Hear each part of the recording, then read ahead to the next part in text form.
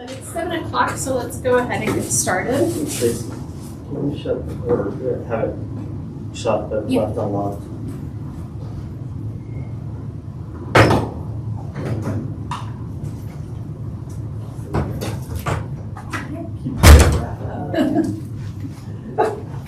Great.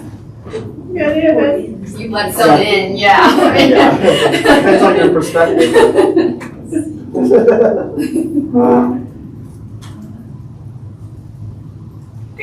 Great. So I'm sure we'll be having the names of who's here written down. In terms of last month's meeting minutes, I did not see any needed corrections. So any other corrections you want to talk about? Okay. Then I vote to approve them. I move to approve them, I should say. Second. Great. All in favor? Okay. So those goes through. And if you don't mind if I borrow your No. thanks. I did not have one. Thanks, Tracy. Takes good care of us, doesn't she? I've been speaking Mista today, so I'm going to try very hard to continue to be cogent and clear, but it might slip.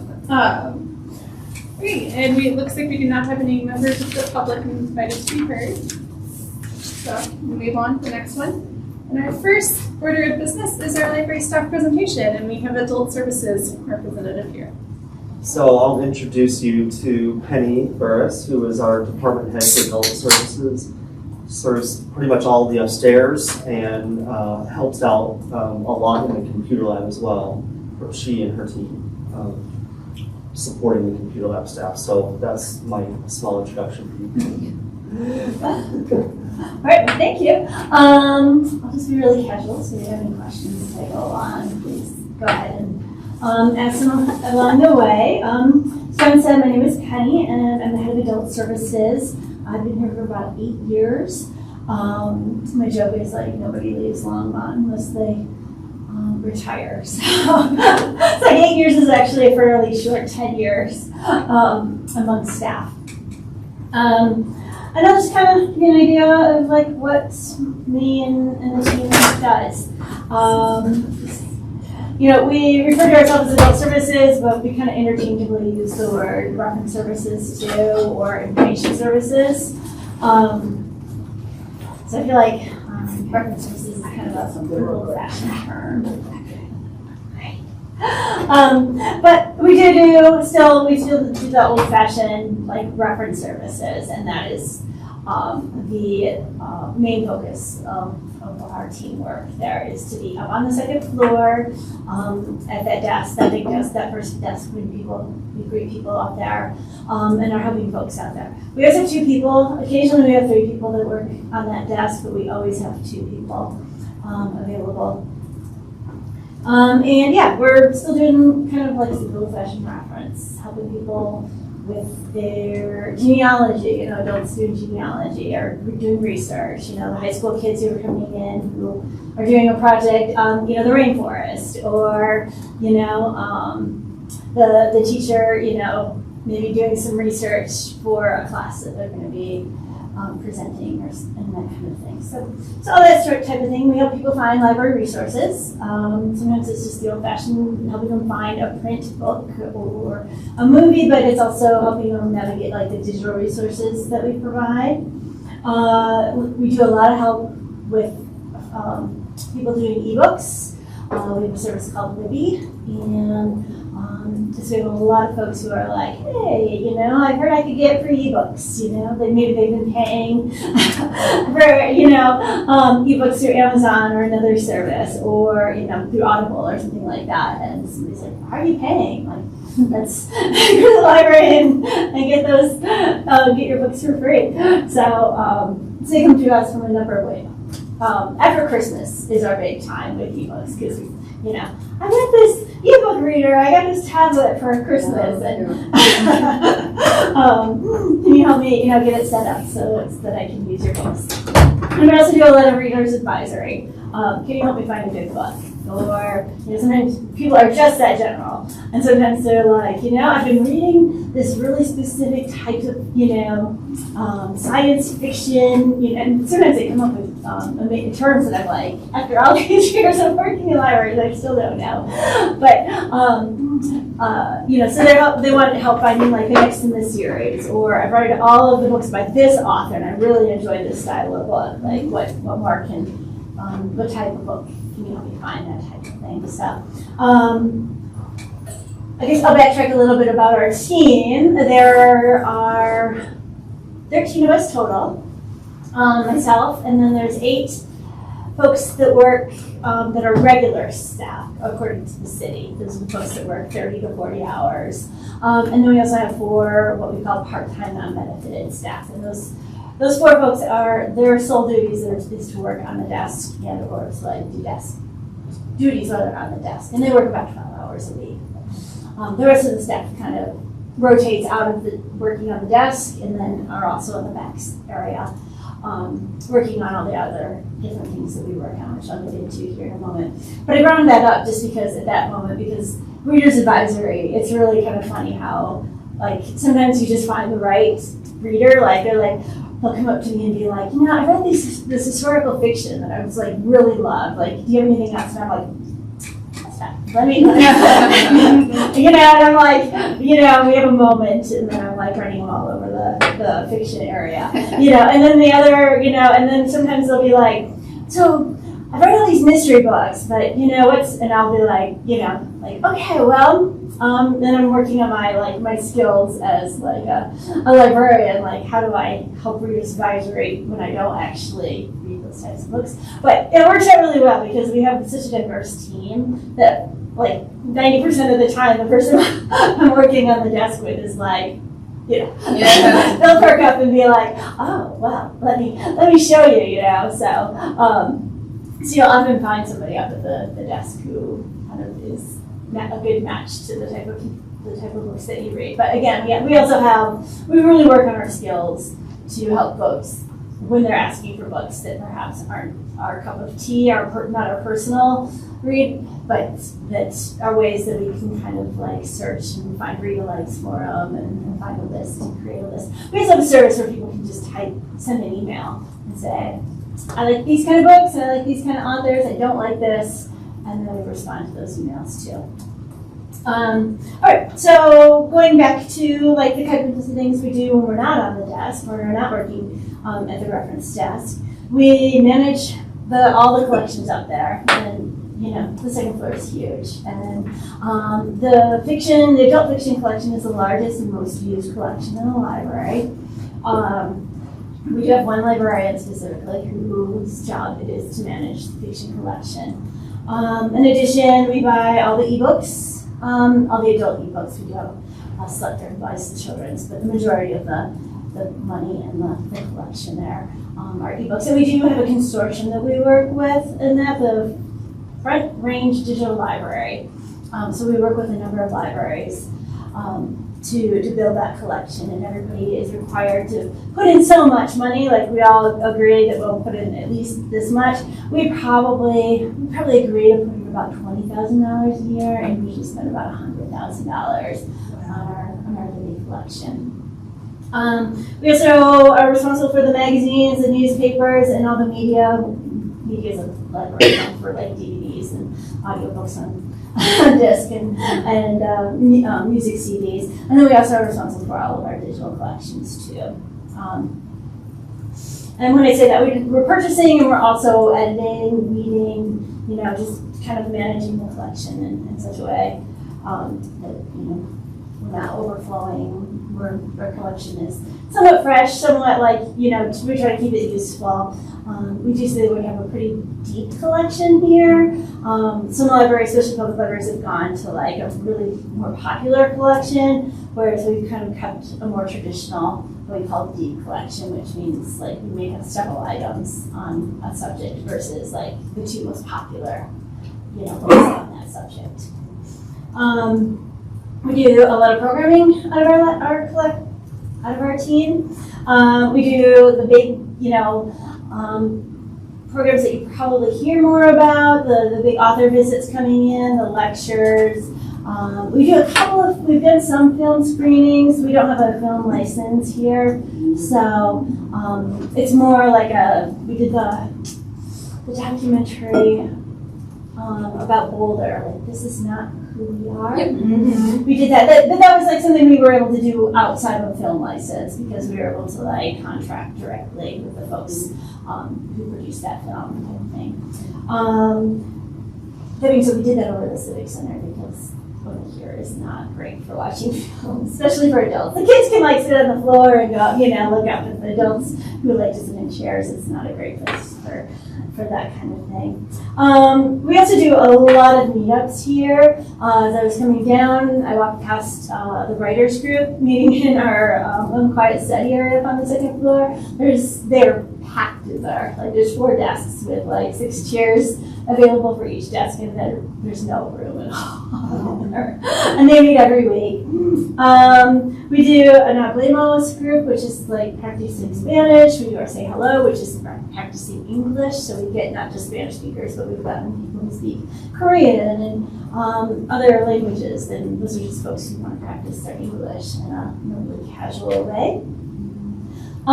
We do a creative night, which is kind of like an arts and crafts type thing. We do a chess group, which has grown so big that we've had to come down here to the first floor meeting room. We are doing a games night. We do a traditional book groups where folks can come in and actually discuss books here at the library. Those are really casual groups for folks to join. And we also partner with some outside groups. We do like a genealogy group where the Longmont Genealogy Society comes in and we give them space to host. So we do some of that kind of thing too. And then we also run a lot of like our special things out of our department too. Discovery Pass is something that our department does. We have somebody who is in charge of that. Runs kind of the back-end software and the contract stuff. We do contract with all of the groups that we provide passes for. Are you familiar with some of you are shaking your head like you know this. Like the Discovery Pass allows our patrons to go around to different organizations, different museums, and around the metro area for the most part for free. There's a few exceptions, but we do have to contract with all of those. There's a few that we do provide the passes for free. There's other places where we have to pay them. And there's a lot of work on the back end of getting the software working and all that kind of stuff and making sure the passes are correct. Like they're closed for a day. We have to put that in because we don't want somebody to reserve a pass and go to out a day that they're closed, that kind of thing. We do the library things out of our department. Folks do need to come up to our desk to check those items out. We don't circulate those out of regular circulation. Those are just kind of unusual objects that, we have a sewing machine, we have tools, we have Radon detectors. the radon detectors actually circulate right through which is it's so we have like our library things, which is kind of a separate collection, and then we also do unusual objects through our regular circulation too. It just kind of depends on how they were purchased. Okay. For the most part, library things is completely funded by Friends. So they pay for the software and they pay for all the items in there. We have the telescopes. The Friends didn't buy the telescopes, so those are actually a long-serving thing that were donated many years ago, even before I started, by astronomy group in here in Longmont. Tracy, I think she's been here longer than I, but yeah, they were donated. But when we started the library things, we moved them over to the library things. The nice thing about the library things is folks can reserve something by calendar, so they can actually go in the software and just pick what date they want to pick it up.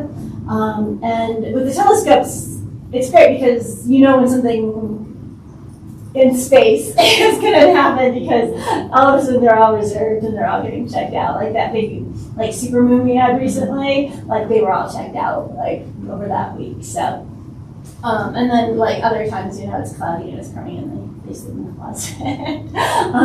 We have a number of like yard games. Those are really, really popular over the summer.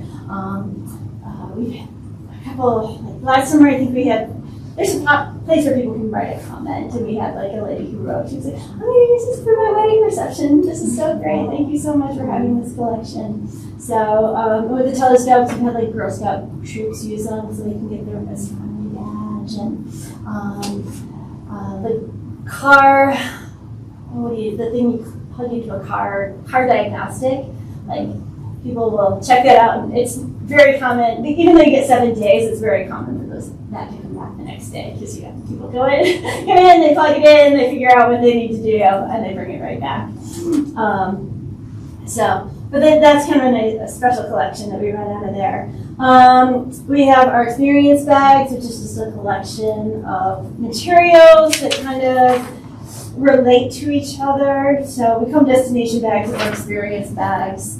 Like we had a Downton Abbey bag, we've had like a Italy bag, that kind of thing. So that's kind of all things if you want to like sort of travel or just kind of immerse yourself for like a weekend or something like that. And Stranger Things or, other popular type things. We also, a few years ago, got a grant to do well-being bags, which are also about like mental health and stuff like that. So either your own or if you're working with somebody who is struggling with their mental health, those kind of bags. And memory bags too, also for folks who are working with folks who maybe are experiencing memory loss. With our success from Library of Things, we've tried to like board game collection, so that's also up on the second floor. We do kids games up there too, though, but we have them all up there. Random fact, we figured, we were like, how are you going to circulate these and make sure all the pieces come back? Because a lot of those, we weigh them. We have a little food scale and we weigh them. Because you were wondering how we do that. We got a puzzle exchange upstairs. So that's just a free 1-for-1. Like there's, people bring with it, ones in that they've completed, and then they can just take one. So there's no checking out of all. We don't guarantee that those we don't weigh those. And the other big project that we run out of our department is Homebound.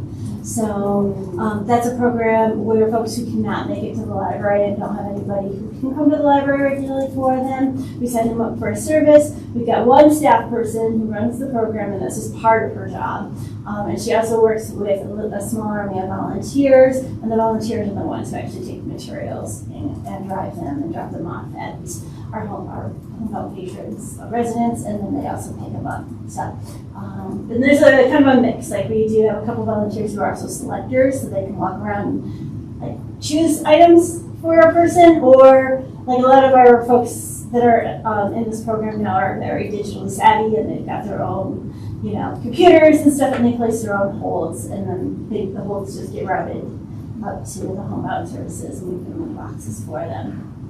So, so that's kind of our main thing. I brought handouts and I completely forgot to pass it around. I brought a couple of each of these. These are marketing person Heidi put these together. I worked with her to get the what we I felt like are kind of the highlights of adult services. And you can see on here the discovery process. We talk about computers and printers, which probably if somebody from the computer lab has come or will come, we'll talk more about that. Our library things. Study rooms too. We have 2 study rooms upstairs. Very popular. Books back to back most afternoons. So I'm going to do that. We have our, like I said, we have our digital library, which the big thing there is our Libby service, which is how you can read and listen to books. But in addition, we have e-magazines, e-newspapers, Wall Street Journal, New York Times, Washington Post are all available. Consumer Reports is a really popular one. We have some learned language digital resources, Ancestry, we have Ancestry.com and Heritage Quest. And then a whole bunch of kind of searching for articles and that type of thing. So if you're doing some sort of research project, again, the high school student who's looking for, project on the Amazon forest, that kind of thing, that's what goes there, or just finding articles in general, my doctor told me I have, books can be kind of slow to process. By the time a book gets, edited and published and all that stuff, you're looking at information that's, 6 months out of date, whereas an article could, have been published yesterday, so with kind of the latest research. And then this just kind of more of our research and learn, and then a list of like our games, which is just recently expanded because the friends gave us more money to add more money to that grant. So, and then we've got a similar in Spanish too. That's also a big part of our. And since I've been here, and probably the past 3 or 4 years, it's just making sure everything is available to our Spanish speaker community too. Okay, that's it. Do you have your card on you by any chance? Or your email address? I can give you my email. You ready? It's Penny, PENNIE, Burris, BURRIS. BURRIS. And then at LongmontColorado.gov. I work at Longmont Meals on Wheels, so I just wanted to make sure there wasn't anything that we're missing that we should be communicating to our clients. Oh, okay, excellent, yeah. So, yeah, if you give me and I can get you in touch with Devin, who's Yes. coordinator. Yes, she and I have been in contact recently, and she said she's looking for more volunteers right now, but I just wondered about anything else if you wanted us to share with other adults, we would be happy to. Okay, great. Touch base with you on that. So you all have so many wonderful programs and collections. I personally really appreciate the deep collection. There's things I find here that are hard to find elsewhere. What would be at the top of your wish list? I mentioned study rooms. I mean, they're booked back to back. Especially after the pandemic, we have a lot of folks who are doing online interviews or online classes or looking for alternative places, where they can maybe work from home or take classes from home. Right now, they're limited to 2 hours a day per group, so that can be pretty limiting to some of the folks for what they want study rooms for. In addition, I mean, we traditional study room uses too. It's really common, kind of ended in November, early December, and then again, like April, May, like, the high school kids who have like 3 or 4 students who are want to work together on a project, they've got to get there. So they'll reserve a room to work on that for a couple hours, that type of thing. But yeah, we have a staff module, and it's like if it's green, it's open, if it's orange, it's booked, and it's orange. It's always orange. So much orange. And then we also have to limit, like we allow folks to do, you can make a reservation up to 7 days in advance.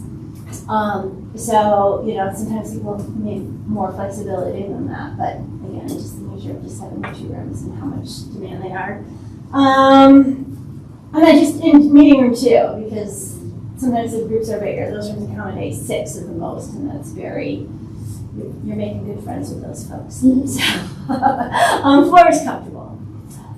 So maybe like a variety of spaces that we could offer folks that they could, somewhere in between this like conference room and the small study room would be great. So that they could, more casually just kind of reserve. We're running out of space for library things. We can't really add anything big anymore. It's all in like a closet upstairs. Let's see here.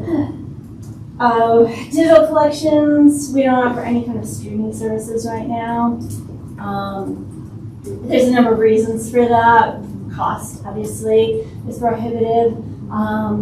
And staffing too, it just takes somebody in the back end managing those subscriptions and stuff like that. So, and then, staffing, libraries our size often have a business librarian, which we don't have.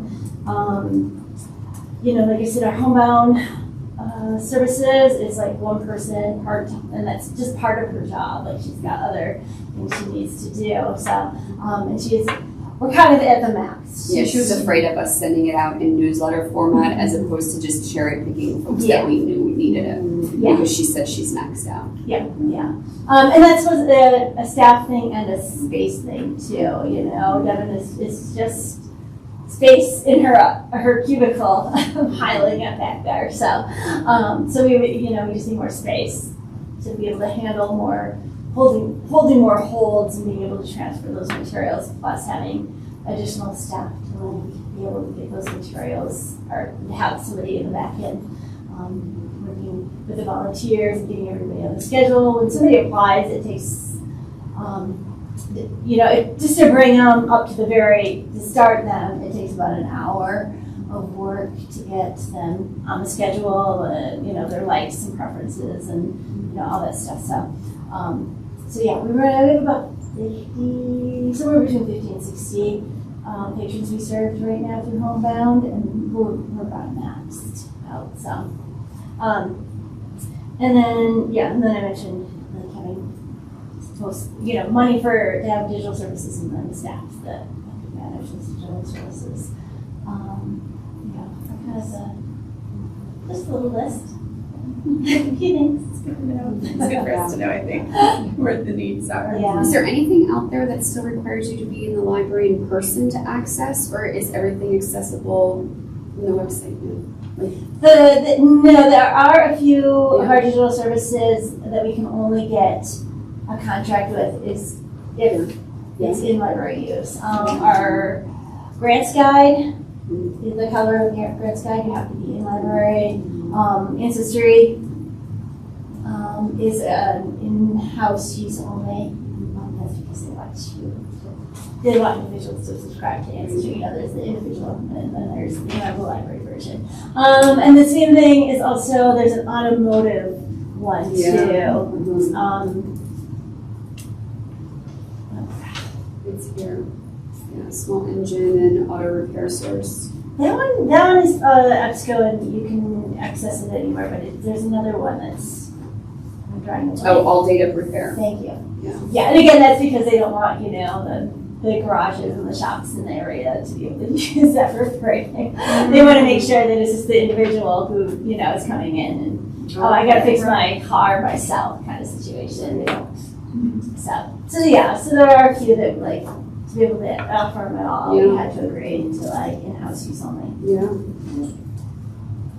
So, and I'm in the process of, there's another genealogy called Family Search, and it's out of the LDS church. I'm in the process of working with them to bring us up as a partner library, and that will be in-house use too. Really interesting. And then you mentioned a couple language programs or translations, and I've heard of programs where if someone comes up and they speak language maybe the staff doesn't speak, they can call a line and get a translation for the person. Or do you use any tools or apps, or does that not really come up? The city actually, it's through the city, it's not just through the library. The city does have a service that we can use. We have little tablets, so especially if it's sign language, it provides video. But yeah, we do have a phone number, and we can use the tablet too. My experience with Spanish speakers though is, if we can get a Spanish-speaking staff person, we're probably a lot better off, because that person understands libraries and what we're trying to explain with lending things or setting up ebooks or that kind of thing. A translator is gonna translate it literally, whereas us, a library staff person who speaks Spanish is actually going to understand what you're trying to tell the person and being able to translate it in a way that actually isn't just the words. Right. But No, it's the context. Yeah, for sure. Yeah. I was my mom speaks English as a third language, and her first language, pretty much nobody speaks in America, so it's always no one can translate kind of thing ever. Yeah. So I was talking to one of my team members, Edward. He does translations for this. He's a level 3, which means he can translate for the city and stuff like that. And he was like, because when I use the word circulation is such a library term, right? But he's like, Right. what can, if you just typed in circulation to Google Translate, they're gonna talk about like circulation. Yeah. And like, this person is gonna be like, why are they talking about anatomy? Yeah. I'm trying to check out a book. Yeah, totally.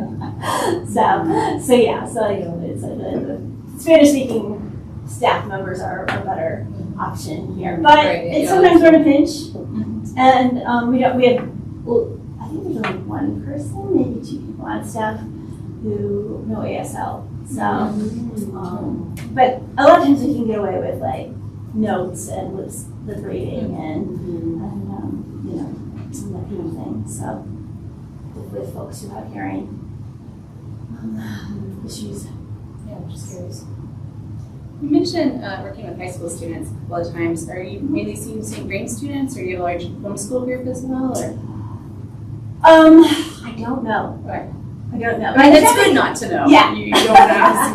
By the time they're high school students and they're up asking us for questions, it's. I think down here in the children's, they get to know the homeschool families because they're in the middle of the day and you've got the the mom or the dad or they're like building curriculums and stuff like that. But by the time you get a high school student, they're just coming in and saying, hey, I'm doing a project, or hey, can we use the study room kind of situation. We're not building that kind of relationship we are that they probably have with the homeschool groups or homeschool families that they do down here. They're 16, 17 year olds, so they're doing their thing. They're driving themselves here, doing their own research. So. Any other questions? I'm sure we could all keep going. I'm curious, it's a short one. I'm curious, the text-to-librarian service, is that a popular one? And how is that managed on the back end?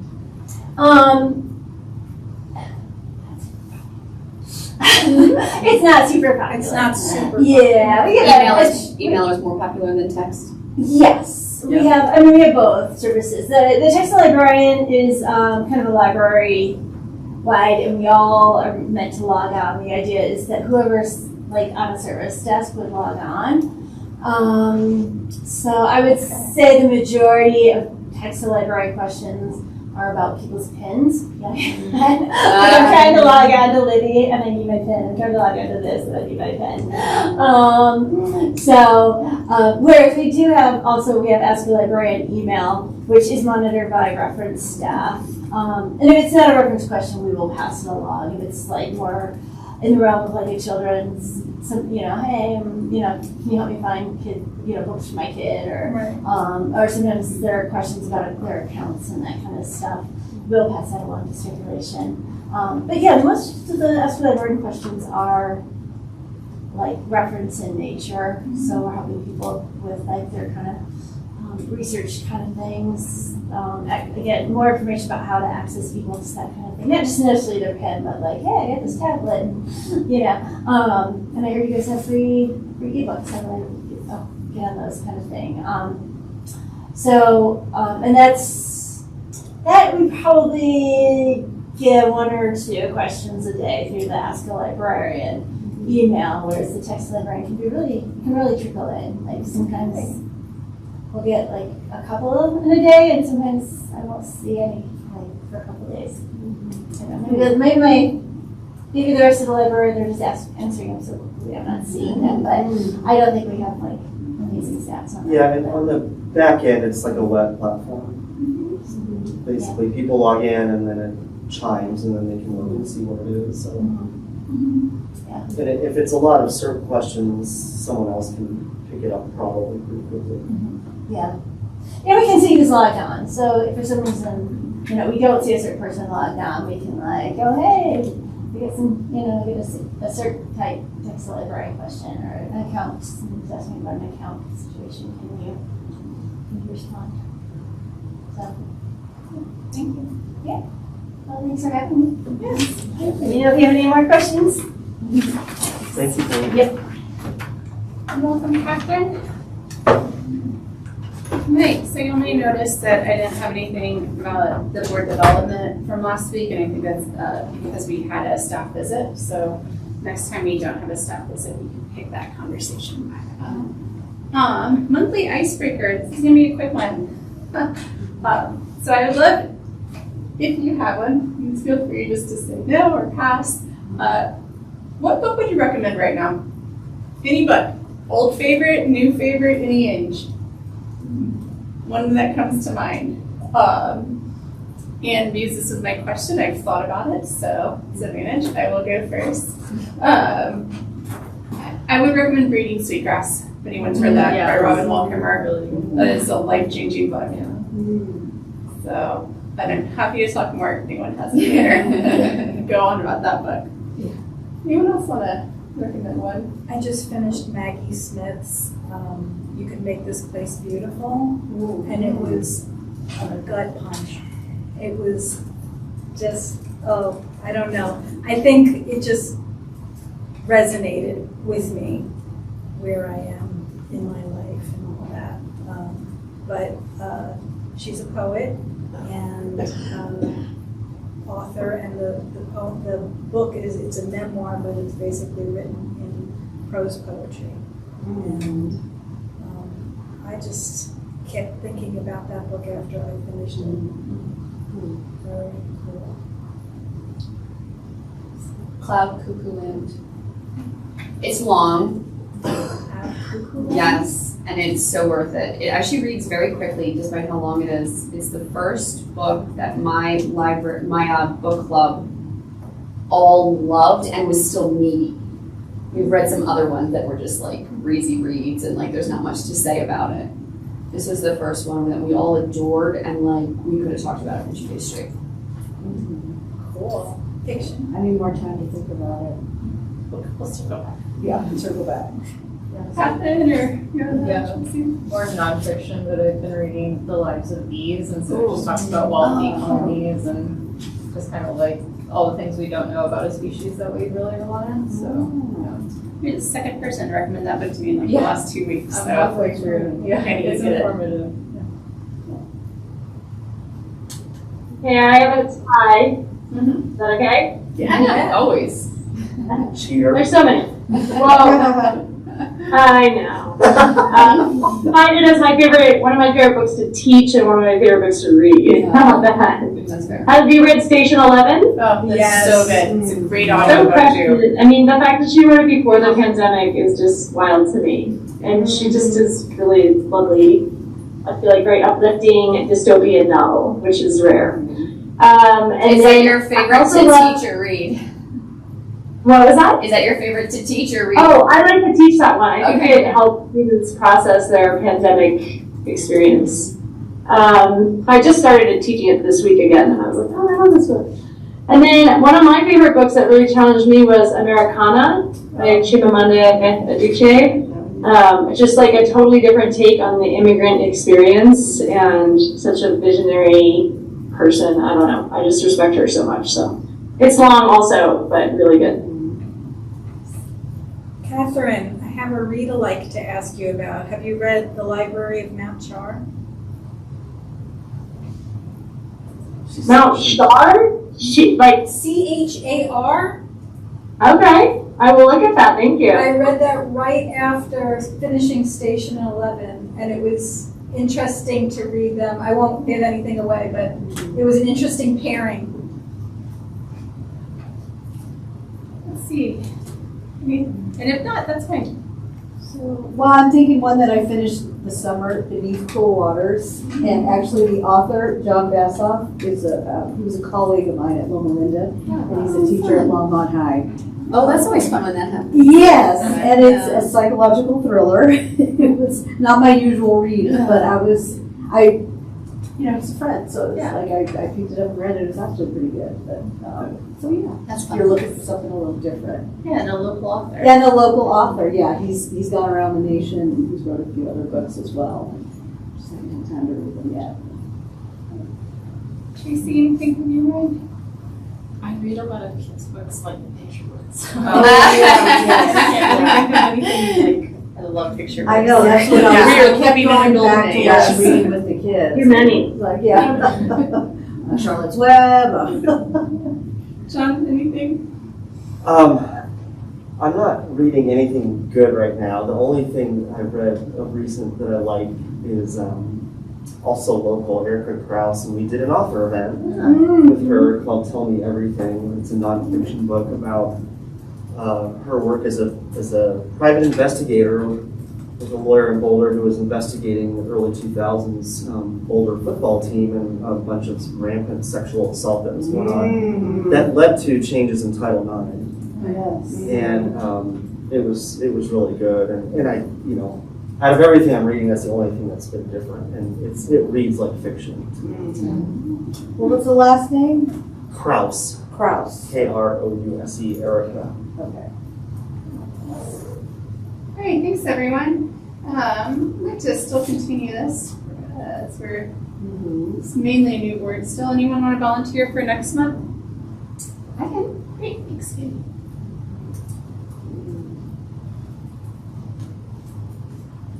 Great. The next thing I wanted just to bring up on new business is a reminder of the Colorado Sunshine Law. And I wanted to do that for two reasons. Mainly because we're once again a fair amount of new board members.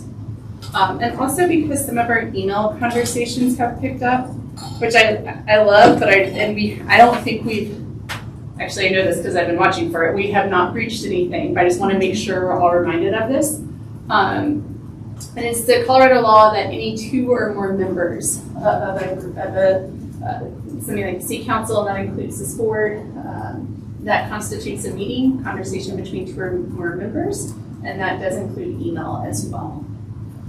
So we can email as a group about things such as meeting times or some pieces of logistical information like that, but unfortunately no substantive conversations between a full group. So, any questions or comments on that? Just real quick, I think I've been on a different board where, like, before we had our first board meeting as a new member, they would have us like watch a video, or they kind of explain that, I guess, before going into it. So I get that like nothing has happened. I don't know if we should build that into our process, I guess, what I'm trying to say. When I started here, the city did an orientation where that was very heavily emphasized. Was that?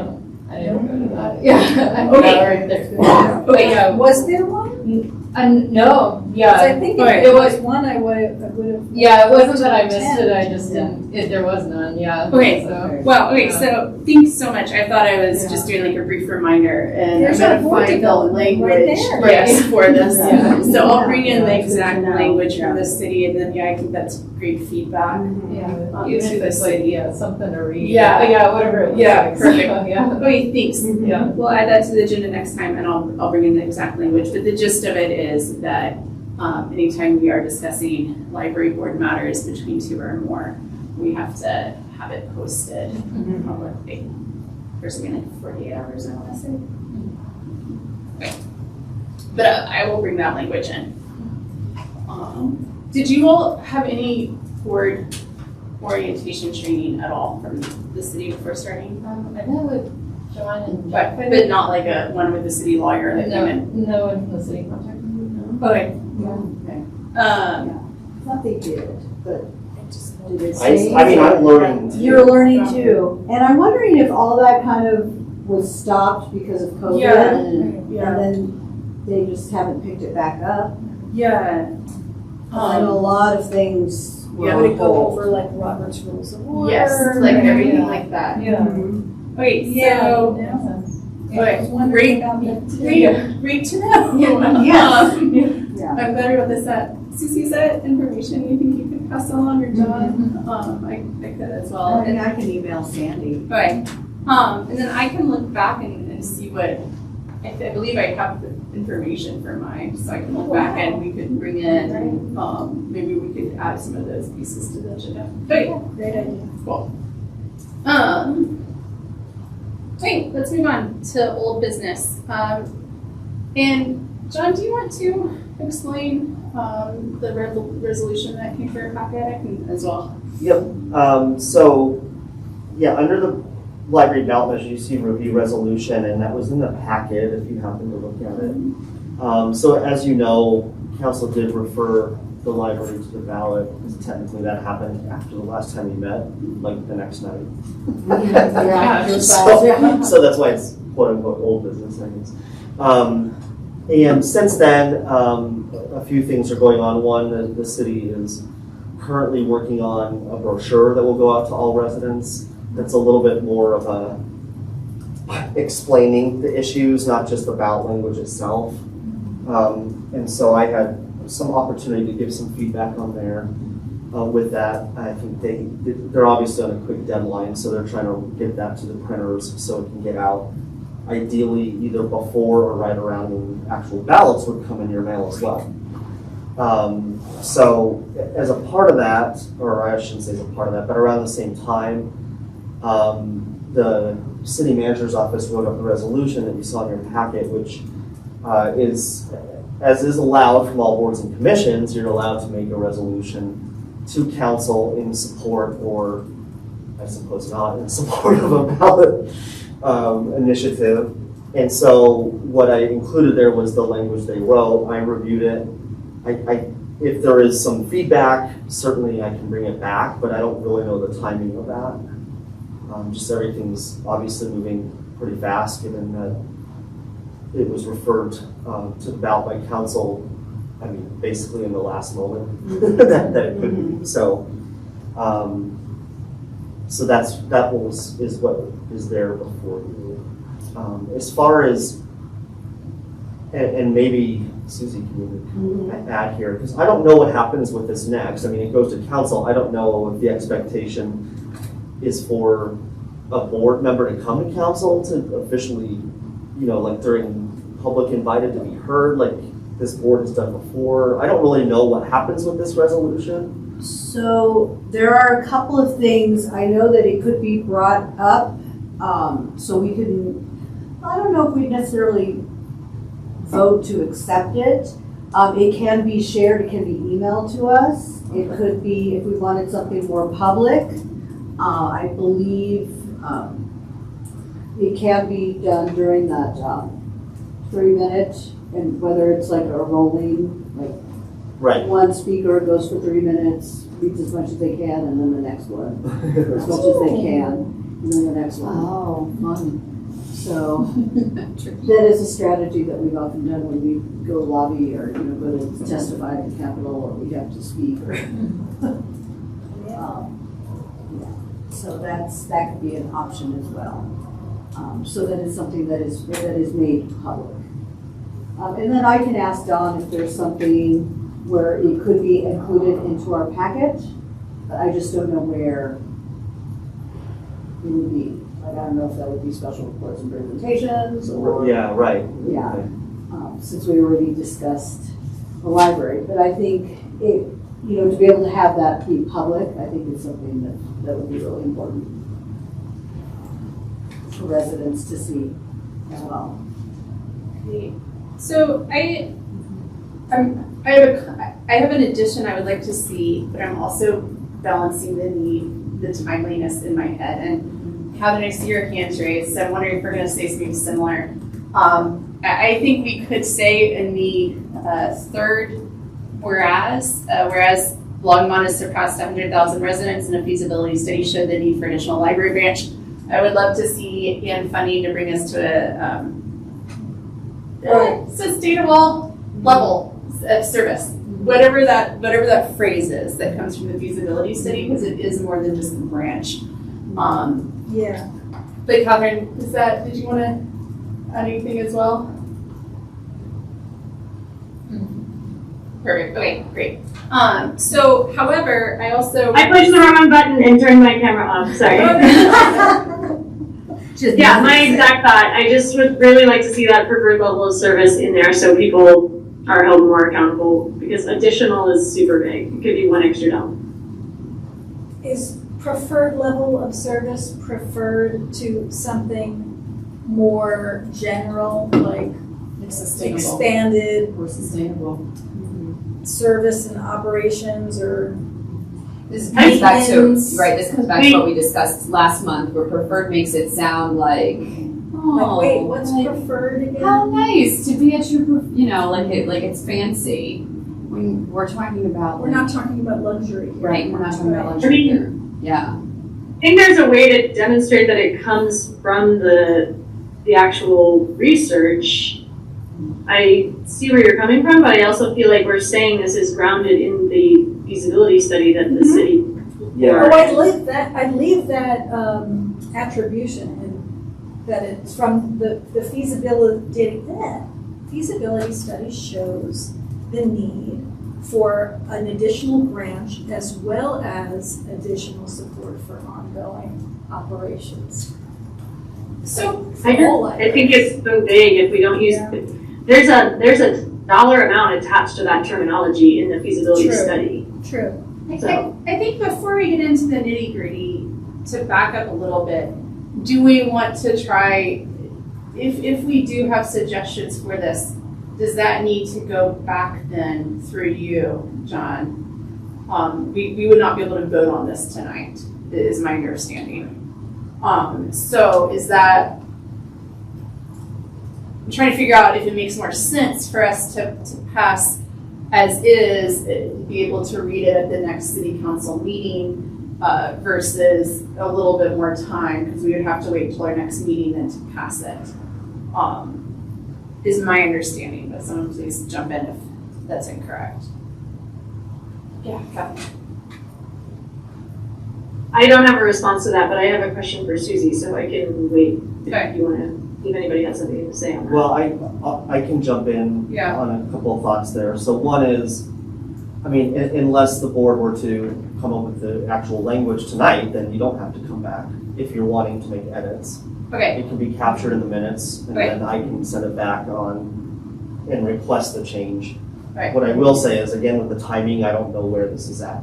Right. The second thing I'll respond to as far as that preferred level. So when we spoke last month, and I was one of the ones that brought that up, was a little bit of a concern because at least as far as the brochure goes that's being developed, it doesn't reference the feasibility study, and therefore I was offering the opinion that saying preferred level out of context in that brochure may not make sense, and that's the way it's being Yeah. written. It certainly is saying somehow in there to get it to a level of service that basically makes sense for a population of this size without Yes, using that yes, word. Yeah, However, in the resolution here, I think if you refer back specifically to, as described in the whatever 220 blah blah blah feasibility study, then in my opinion, it's within context. I don't think it hurts there to say preferred. This board has already done that a couple of times to council about preferred level of service, and each time it's referred back to the feasibility study. It's only the brochure that I was talking about that doesn't. And that's where I was a little worried about that. well, so it does sound like then we could amend the language, vote on the amended, that can go back, and then I think it would be, like you said, captured in the minutes.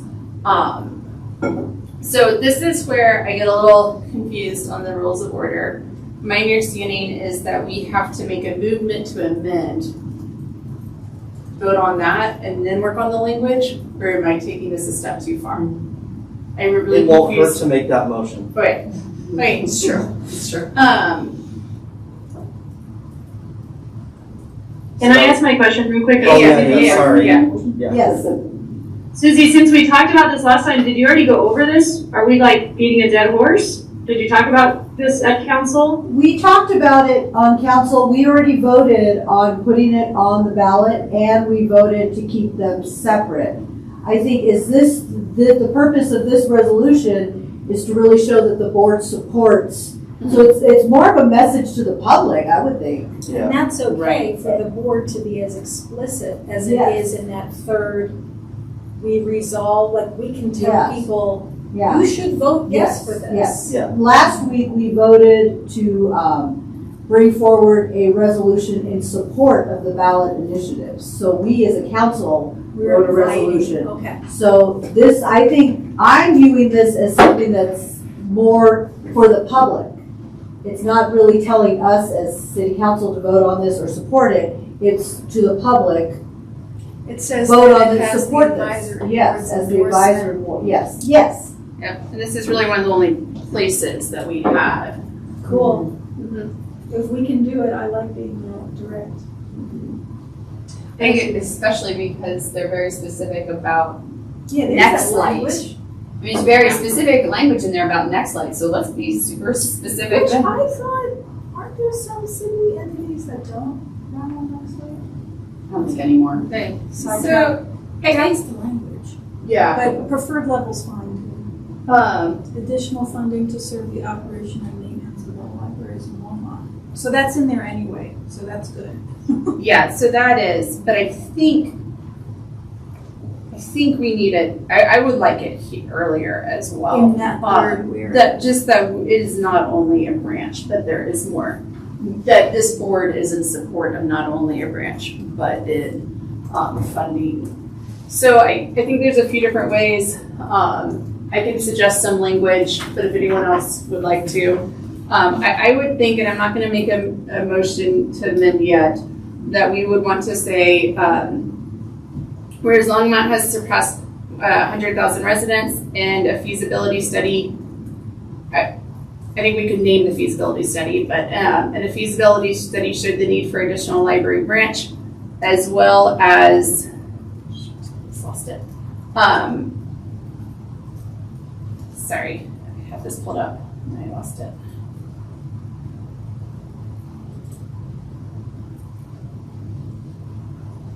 As well as for Longmont Public Library to be funded at the preferred level of service as put forth by the 2022 feasibility study. Does that addition, before we vote on it, capture, is it specific enough? Does it fit within the concerns that were just raised?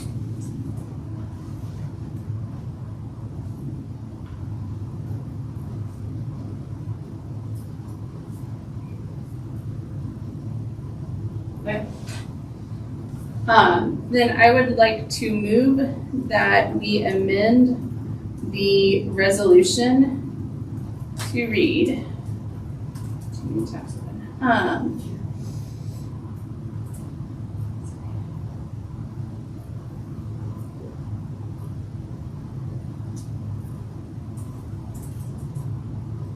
And you said, June, what was the line that you just showed? So it's at the bottom under section 3 under the resolves. Okay.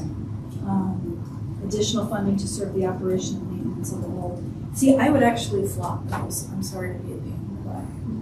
you would flop the whole sentence? No. I would flop the phrasing. So in the whereas, right? The Yeah. whereas we're saying, all right, given this, given we Yeah. know this, it actually isn't given in the feasibility study that preferred level, that option 3 has to be the solution. There's a couple of different. Yes, things. it's one of the, It's one of the, right? yeah. But what it does show, without a shadow of a doubt, is that it needs additional funding to serve the operation and maintenance of all libraries in Longmont. So I would wonder about taking that phrasing from section 3, throwing that up in the third whereas. You following me so far? Yep. And then, in that section 3, we urge Longmont citizens to vote yes on the ballot issue approving a new library branch and for funding at the preferred level as recommended in the 2022 feasibility study. I see what you're saying. I think that makes sense. I can go, I don't have a strong opinion on that. I think what you're saying Because makes that sense. is where we say we want this specific level. We're Yes. saying the Yes. 4 that were mentioned Yeah. in the feasibility study. Yep. This board backs that one. Yeah, and I think that definitely makes sense. The only reason I like that is just I like it being earlier, but I think how the document reads what you're saying makes sense. Other comments on what Jamie just suggested? It was a little muffled for me. Could you just read it again, please? Which way should I aim my voice? This way. So Al, what I'm suggesting, it's just weird because your face is over there. What I'm suggesting is that you take the phrase in section 3, the operation and, additional funding to serve the operation and maintenance of all libraries in Longmont. Cut that and you paste it up in the third whereas, so it reads, the feasibility study showed the need for an additional library branch and additional funding to serve the operation, ... And then in that section 3, that's where you say, we urge Longmont citizens to vote yes, ... approving a new library branch and funding Longmont Library at the preferred level as recommended in the 2022 feasibility study. I would just, thank you. That's. can we make one small change instead of, because you made a really good point, instead of recommended, can you say, let's say outlined? Outlined. Yes, outlined. Yep. I get the gist. Yeah. So- Wordsmith it Yeah. on the page. Totally. The phrase additional funding to serve the operation and maintenance of all libraries is also in the 6th whereas.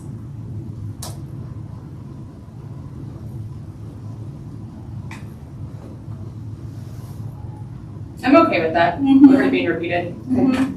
Me too. Okay, so, Catherine, were you able to hear that one? Okay. I think the preferred level in section 3, it feels a little bit more strategic too. Yeah, and it's Because right if this before. is for the public, Yeah. let's be honest. A lot of people just read the resolutions, they don't read the whereas. It's like, what are you doing? What are you saying? Yeah. You know, Okay, You're a library. I move to amend the resolution using the language that was previously stated, which I can state again, but were you able to capture that? Oh, nice job. Way to go. Yeah. I was not easy to follow. Okay, a second. Second, we have a vote? Okay, so, approved. Okay, so now we still have to vote on this, because then we've just voted on approving the amendment. So now, I move that the board adopts the resolution of the Longmont Library, adopts the resolution as put forth on 9/13/2023 as amended. As amended. Second. Is that a yay or a hand up? Yay, okay. Okay. Great, so we have now adopted this resolution. If you don't mind getting those edits, and then John, if you don't mind sending in Yeah, I'll do it our amended tomorrow. version. Sure. Great. I would love if one of us could read this out at public invited to be heard. When And I should just that be? emailed Sandy, I CC'd you on it as well, to ask about orientation, as well as what would be the best format? Could it be something that's Oh, great. added to special reports Okay. and presentations? Or so I'll get clarification on that. Thanks. We can get you on the agenda, and we can do that. Okay, great. And once again, this is kind of where I wish we could discuss more over email. When is the next city council tomorrow? When is it? It's tomorrow, it probably wouldn't have been. 26th, is that another one? That's the other one. So tomorrow is a study session. Oh, okay. And then should be the next one then, should be regular. Look. It's not on So we've got October 3rd and October 10th.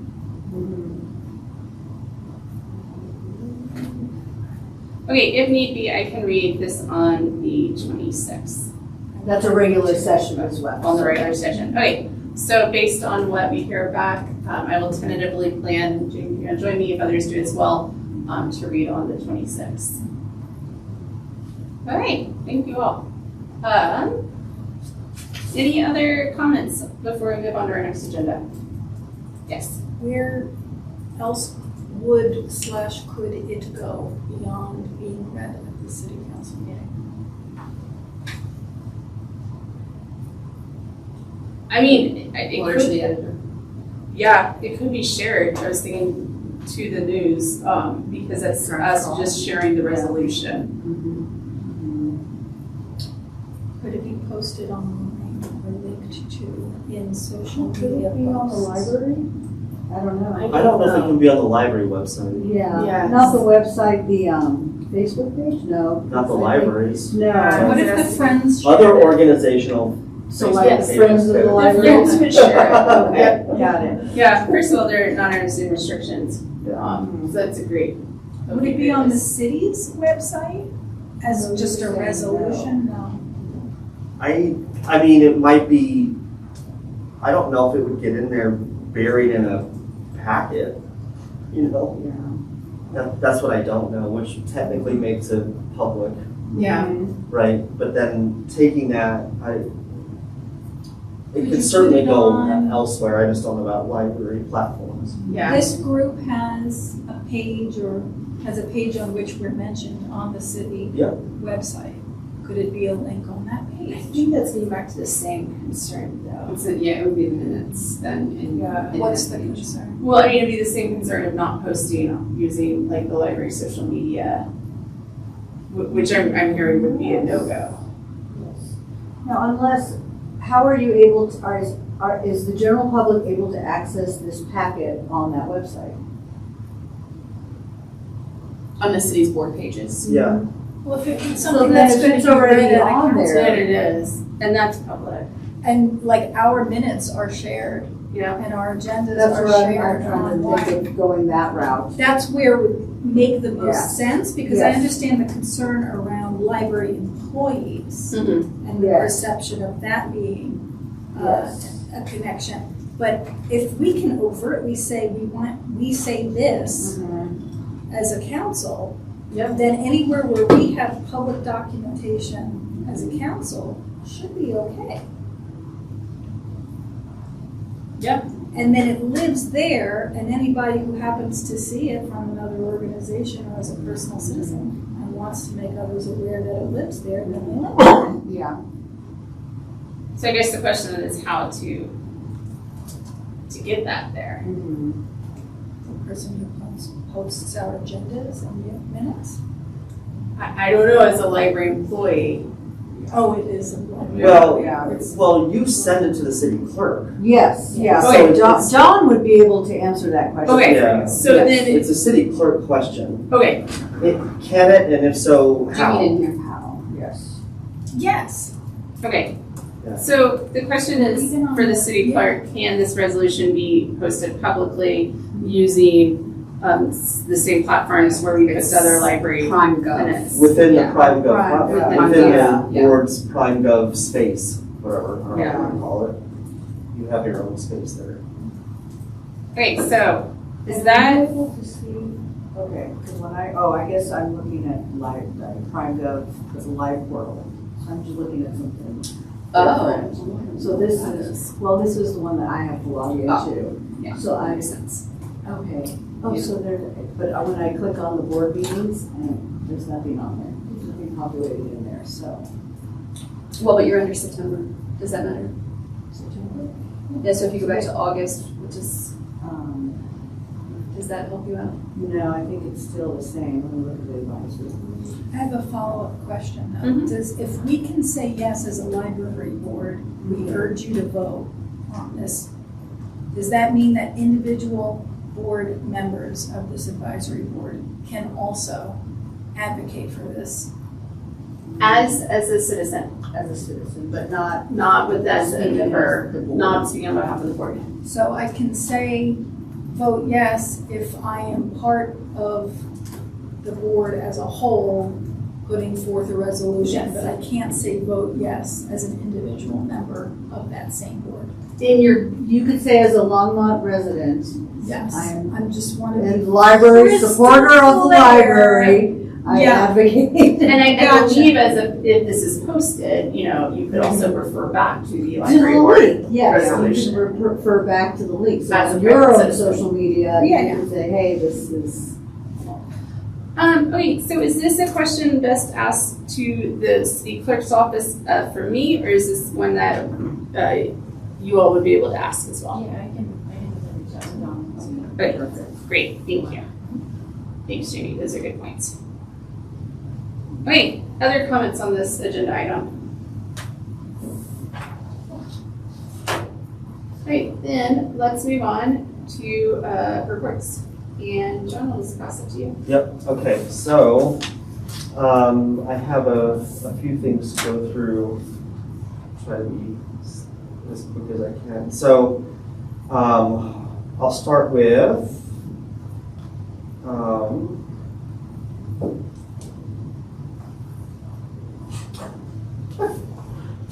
wow. Uh-oh. Okay, I'm trying to share because Catherine's on here. Okay, so I want to go through a couple things. So you see this, Catherine? Okay, our action plan. So just to talk to a couple things. I may not try to scroll through here and expand just because it's obvious I can't talk and use my computer at the same time. But under some of these sections, so patron staff and security, I circled back with facilities. One of the items that's left hanging there is the staff secure areas. They have to get a quote for the door, and apparently it was hard to understand what he was saying. It sounds like they got a quote at one point, but it's long expired. I certainly never saw that, so they have to kind of start that over again. So that was just followed up last week. Under internal communication, one of the items here is for library staff to make better use of SharePoint, which is, at this point, I can't say it's a new platform for city employees, but it's newish. And we're trying to just make better use of that for internal communications. And the update there is I had my tech, I can't remember Donald's position name, but he kind of oversees the computer lab and technology in the library. And he gave me a nice long update for that as far as what we've done since January with SharePoint in there. And there's a number of things. I didn't realize we had actually done a number of things there, but we try to post our own minutes in there and things like that and try to get staff to go there. Under external communication, oh, I forgot to bring this, but no, I do have it. There's a couple things. One is, and I think the board saw this, on the website, we have a separate section now for policies. This has been a twofold goal. One was just to have more of our public-facing policies on the website. As we develop them, they're there. So now the website, under About Us, has policies, and it's its own section with everything in there. The newest policy being the meeting room policy. The meeting room's next door to us, which as of today are now open to the public. That's also one of the action plan goals, is to open that to the public. So definitely a shout out to Tracy, who did a lot of the work in kind of tightening up the policy there, somewhat based off this room that we're in, which has been open to the public for a while. But we had to consider a lot of other things for the meeting rooms. One, there's a kitchen, there's technology available for the public to use, tables and chairs, different room setups. So there was a lot to think through there. So, so that policy is there, of course, but also just I wanted to let you know the meeting rooms itself are open after a few years of not being open. And then another policy that is currently waiting on legal review is, and it's one of the ones we needed to write here that we didn't have, which is a basic computer use policy, because we have public computers and we check out laptops and other things.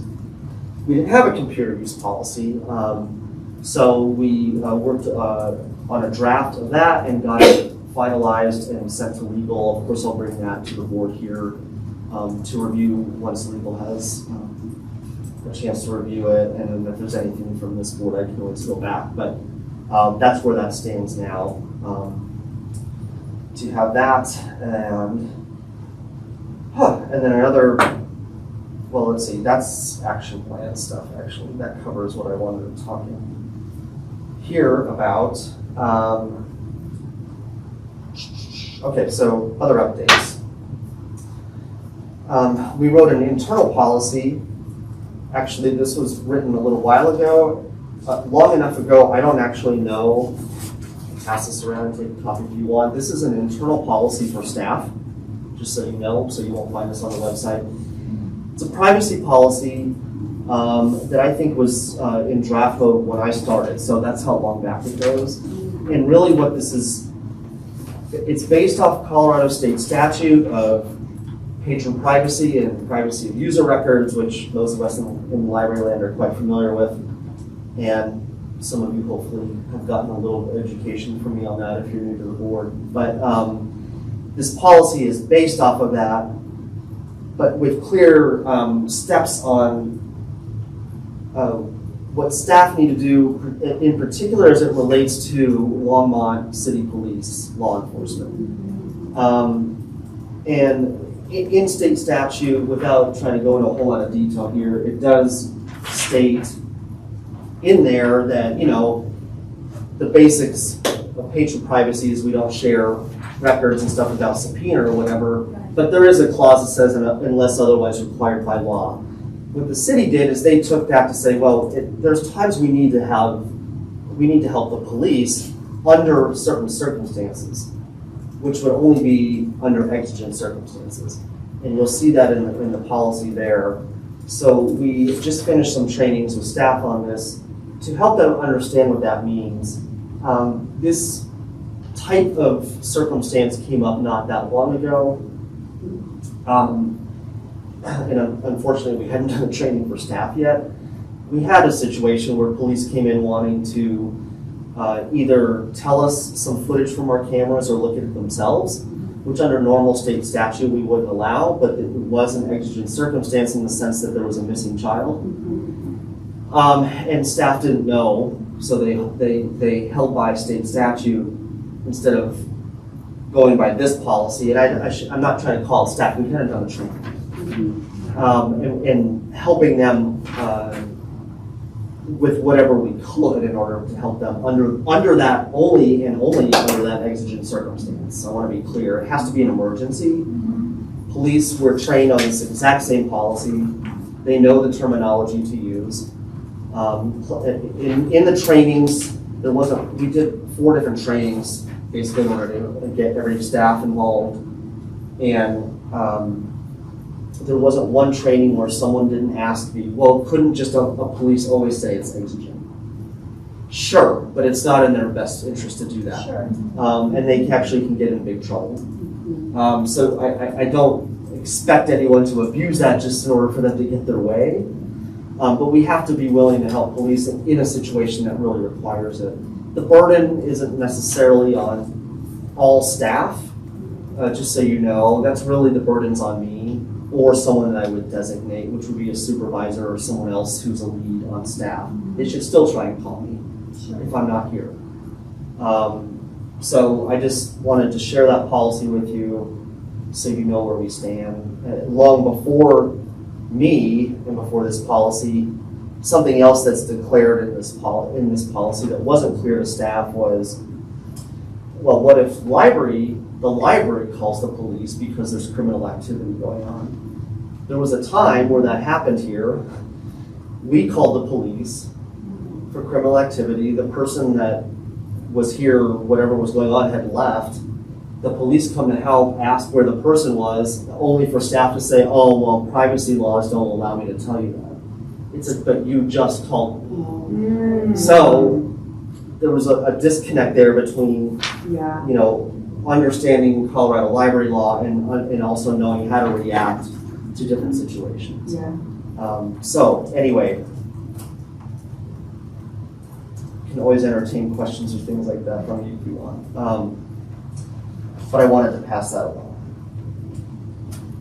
Thanks, John. I do have a question if you wouldn't mind saying a little bit more. Under Section 3, Part C, it looks like when the library is required to contact law enforcement, this is just going to what you're talking about. The library director designee may provide full information, video records. How do you consider reasonable precautions that can be taken to adequately protect the privacy of other patrons?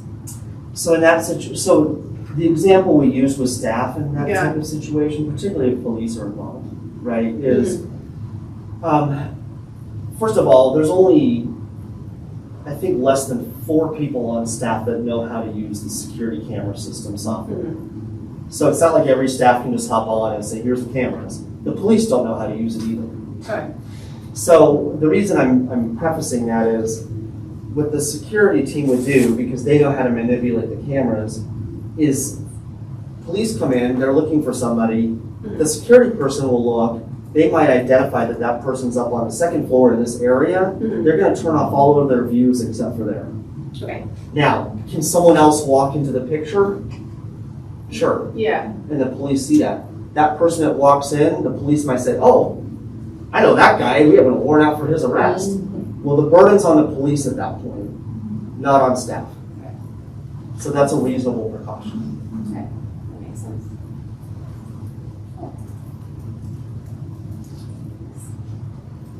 Any other questions for John on this at this point? Thank you for sharing this with us. I think it's really important that we have this. Yeah, and actually, it probably should have, go ahead, with your hand up and down. Oh, sorry, yeah. I mean, this is probably a stupid question, but the police are the only people who could ask for this information, right? There's no other Correct. group or entity. Well, anyone can ask. I mean, anyone can ask. Could be granted in Yeah. many circumstances. Correct, yeah, and it's in the policy too, and I'm sorry, I didn't put this in the packet on purpose just because it's not public information, but it's in the policy about the public asking for cameras, and at that point, any of that request would be put towards me, and I would probably right away, I mean, depending what it is, but most likely what I would do is I would be going to the city clerk and consider that an open records request and let it go through that process and let that be the decision maker of whether that view is opened up or not. For the legal responsibility, is that the individual or the library as an entity? This last thing.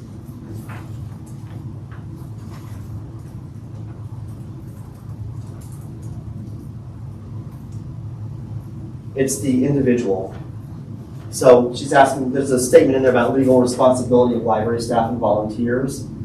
And basically, it's the part in here that says if we violate this policy, a staff can be fined. And the reason I'm chucking a little bit is because if library staff were to break Colorado state statute law, it's considered a petty crime. And do you know who would charge that staff person for that crime? Longmont Police. Yeah. And Longmont Police are not going to charge library staff Right. for helping them, basically. And most pretty much have that guarantee from the city attorney's office. Even so, it's $300. So, yeah, I'm not trying to encourage anyone. Right. You know, we have to follow this. That's why it's there. Well, and so far, everybody has erred on the side of too much privacy. So yeah, clearly, it's clearly Yeah, it's going yeah. this I way. mean, it's a real thing, and we as library professionals take great pride in it. I think Yeah. I always say we're one of the last institutions that values privacy on that level, Mm-hmm. whereas everyone else is happily giving your data Right. away as we speak. Yeah. So, you know, I'm very proud of that, but there are times where we have to, and let's remember too, the city police are our colleagues, right? They're not working against us. So, you know, we have to have reasonable measures to allow us to help in an emergency. Yep. So, Well, thanks, John. As you just mentioned, privacy is such a bedrock value of librarianship and libraries, so I think it's great to have this. okay, so I'll move along from that topic, if that's okay, and I'll go to some of the programming highlights. I realized last month I forgot to do this, by the way. But I didn't combine them either, because I didn't want it to be long. But July was a great month. We did a lot of stuff. Now we're on to August. Because when I was building, I'm like, well, I never showed this at the meeting. Anyway, so here is August. So it's a your first experience with this, but I like to, it's not to show every single thing we did in the month, but I like to show highlights of what we've done, and And it was still in your packet last month. it was in the Yes, packet, so yeah. you could have looked at it, that's for sure. The other thing, I think, Sorry, which one is this?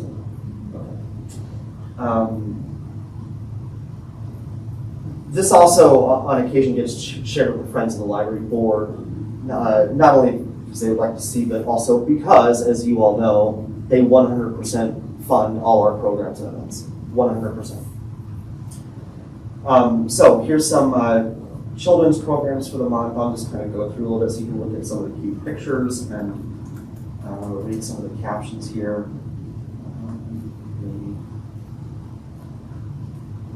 Our tween, if you know, tween ages, some of you. Anyway, that's a growing population here. They're getting more and more engaged with the library. Oh, this was a good program, yeah. Another teen program. And then just some data from children's, kind of a boring slide, but it just shows you some of what we've done. So in August, we're 1,600 attendees in total for children's programs, which is pretty good. That's total attendees, by the way, so parents included, or guardians, whoever is there with the child. The children's department does do outreach as well in the form of class visits, classroom visits, whereas our outreach department does more of the outreach events and special events. You see her out, and that'll probably be the next person I bring here at some point, by the way. You heard Penny talk a little bit, so she had a few things. We did this make earrings night, which was pretty fun, I think. We did bring in an author. I wasn't able to go to that, so I'm not sure who that was, but I think the turnout was pretty good. And then other things, like she mentioned the chess night we have to do down here now because it's so popular. I realize that I found this by accident, if any of you are familiar with their used Meetup. But there's a group there, a Longmont Library group, so they indirectly help promote this stuff because they're getting people together to come to these things. So I think that's helping in part. And then other programs here totaled up. Very quick glance. It's in the packet, so I know you can go through these a little more. And then outreach, a lot of stuff. This is a busy time of year for outreach. This is Lillian, who, when she's out, people ask her or they stop in. So a lot of her outreach is in here because she gets families in, primarily Spanish-speaking families, and so she'll impromptu give them tours. Nice. And they love it. They just love it. She goes out to the Hour Center. When she says 68 stats, she interacted with 68 people. This is a regular program at one of our parks. I think at park, I can't remember which one. Or All the kids call it. Yes, thank you. All the kids call it the Tween Park. Yeah. Oh, okay. So I can never think of what it's actually called. So she goes there, I think, once a month, maybe more. She went to the Latino Chamber of Commerce, which was that was a special invitation they gave her to come there. There's Lanyon Park, which is another regular visit that we do.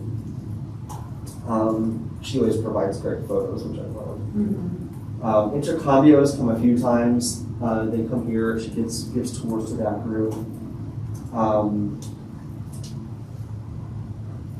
This was the last concert they did out here, which was the makeup concert for the June rainout. So I joined in on that one. That was a really fun night, nice night out too.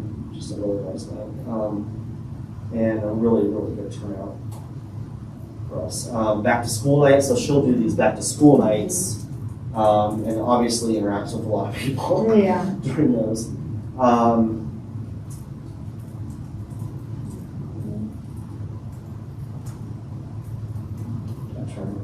Oh, that's the place. That's great.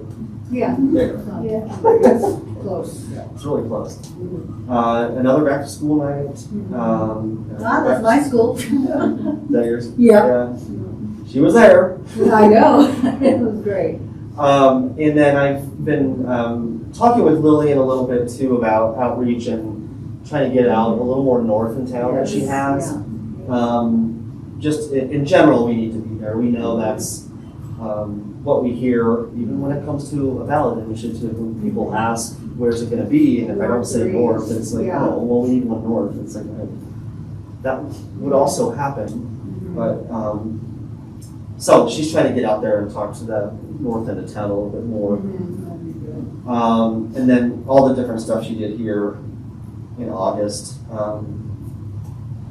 Quite busy.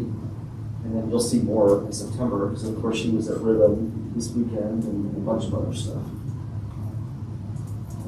And then this is just all the various things and people that helped. And there you go. So I know I moved through that fast. But. Well, it's great to see y'all at Roosevelt this weekend. Let's see. Maybe I can stop my share now.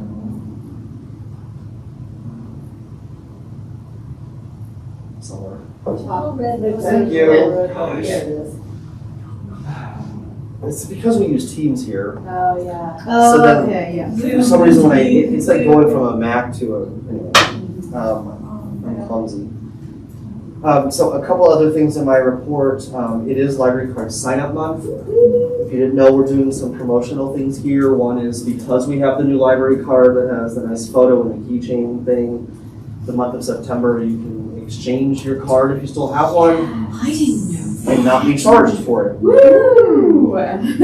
So, you should do that if you want a fancy new card.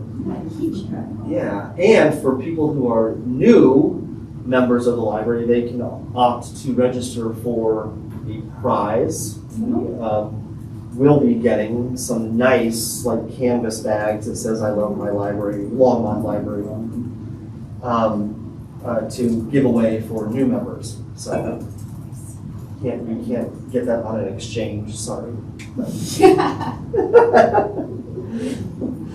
So there's that. That should be getting out on our website and social too pretty soon.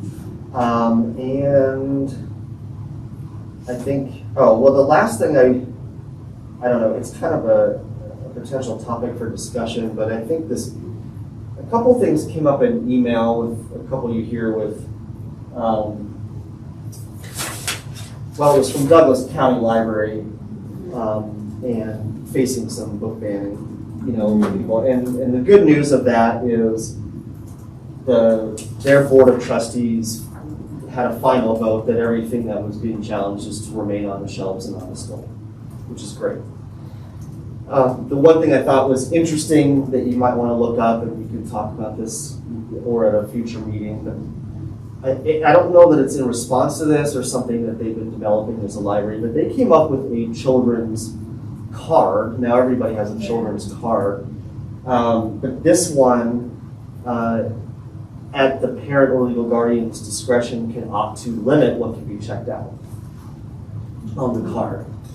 And I think this is very interesting, and I certainly have thoughts about that. I think, but basically, in doing so, it might sound nice. That way, the kid comes up if they're in the library alone, and they bring up an R-rated movie, for example.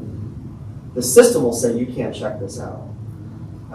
My concern about that is that puts the burden on library staff and on libraries. And we are not responsible for kids in the library. We're not a public school. Well, an R-rated movie is probably an easy example because another entity has provided ratings and guidance. But it's the other stuff that it's the other someone things decides that then that's on the burden on the library, and I don't know how you would decide what's limiting and what's not according to whose philosophy of life. Exactly. Yeah, it's very different if it was these 3 book titles versus this type of content. Yeah. Because that becomes subjective. I saw something similar where it was a young adult card, kind of like a junior,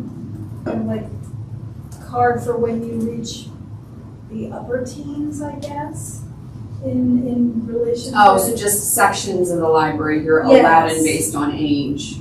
That's Yes, also but easier. some things were moved Also from problematic.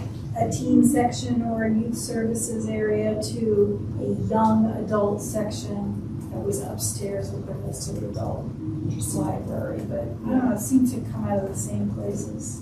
Yeah. Separate kids card. I have questions about a lot of Yeah. those ideas. Currently, here, how does a children's card work? Is it just a regular library card? Is there like a under 13 parents need to sign, or under 15 or 16, and then they have access to the account, or? Yeah, now you might have just stumped me on the age. Right. But there's a certain age where, whatever that, below that age, they cannot get a card by themselves. They Yeah. have to have a parent or guardian present. I can guarantee you, I guess. Yep. And it's their parent or guardian, because I tried to for my neighbor girl last week when I brought my daughter and the neighbor girl to DEAR. She had never been here and she wanted to check out books, and I was like, she's like, can open up a library card under her parents' name? Like, no, of course not. I was like, I figured. But I thought I would check. And so it went under my account, which we'll see how that goes. But yes, it has to be your own parent or guardian too. Yes, someone who's with you, and what happens is they go into the kid's account, their name and that parent or guardian's information is put there.